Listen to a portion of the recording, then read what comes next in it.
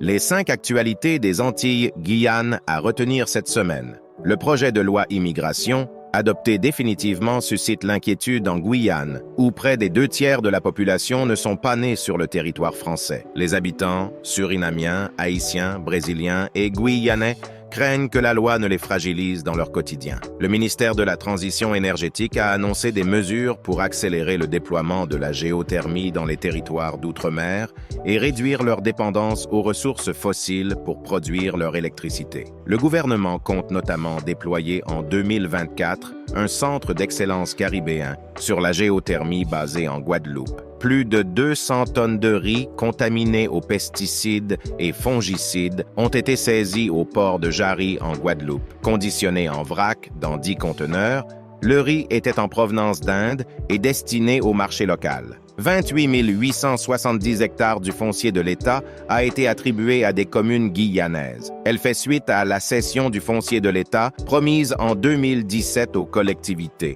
Pour rappel, l'État détient 94% du foncier en Guyane, dû à un héritage de l'époque coloniale. L'année 2023 marque le centenaire de la naissance de Raoul Georges Nicolo, l'ingénieur guadeloupéen considéré comme l'un des plus grands savants noirs du siècle dernier. Le lycée polyvalent Raoul Georges Nicolo, qui porte son nom, lui ont rendu hommage